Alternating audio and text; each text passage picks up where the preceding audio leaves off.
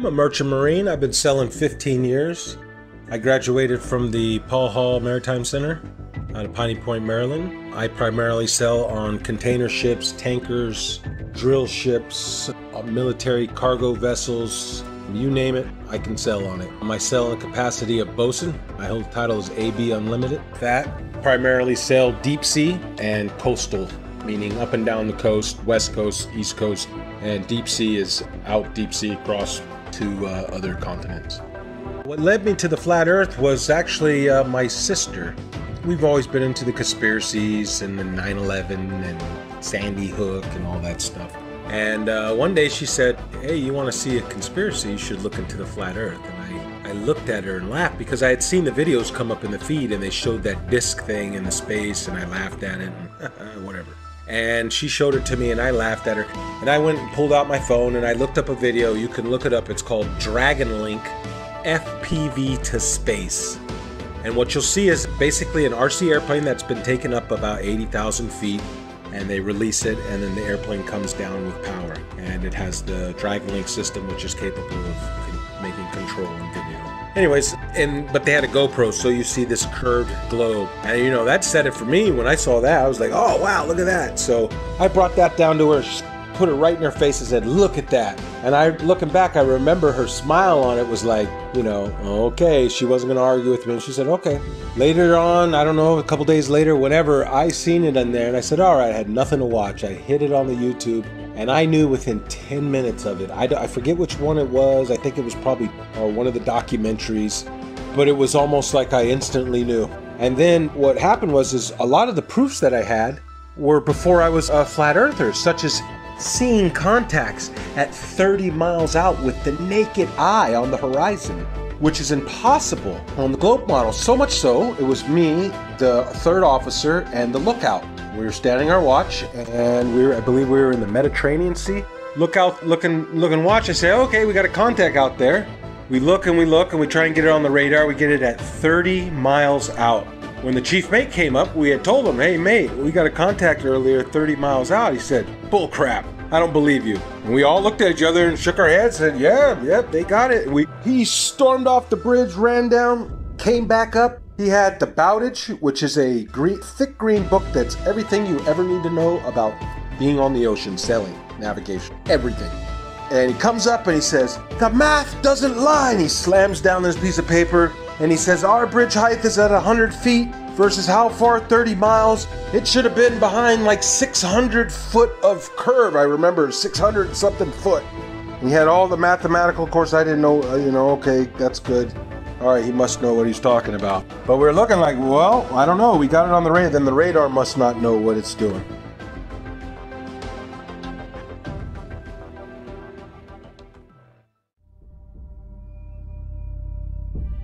Also radar. Radar works in straight lines. The radar is incapable of curving around a curve, picking up and bouncing back the reflection of what it's picking up. So if you can imagine a ship on the other side of the curve, we'll say 30 miles, 40 miles out, it sends out the radar beam. The radar beam is supposedly curving around this ball, bouncing back, and then bouncing the reflection curving back around to be picked up by the radar. That's not happening. It's flying out straight, and when it picks up something, it hits it back. It's not going around any curve. That's plain and simple. That can be looked up on your YouTube and see how radar waves work. They don't go around the curve. Every diagram shown will show you straight lines. They don't show you curved lines. I'd like to point out that I see now that I didn't see before is that you have a magnetic compass and you have a gyro on any ship. And I'm not talking about your little Crabberman show fishing boat, what are they, deadliest cat. I'm talking about a real deep sea going, unlimited tonnage boat. It's gonna have a gyro. And it is a big, huge box that sits usually behind the bridge or in the chart room. It's a big box and it's basically the gyro compass. Now, if you had two models, I guess, wouldn't you have to have one making the corrections, because it almost never matches the magnetic almost never matches the gyro. It's very rare that we're steering the same course. And they say it's due to deviation and variation is where you know, like the metals of the ship causes it to differ. And then you have the variation of the magnetic fields over the Earth is, I guess they change, you know, true north and magnetic north.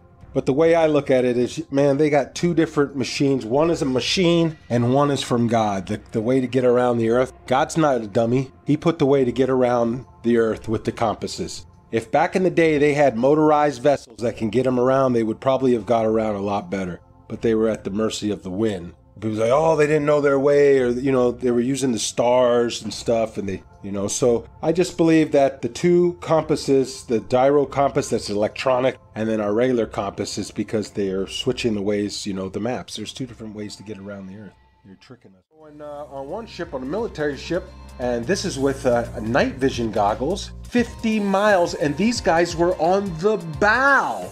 They were not even on the bridge where you'd be 100 foot up. They were on the bow, which is barely probably 40 feet off the water's edge.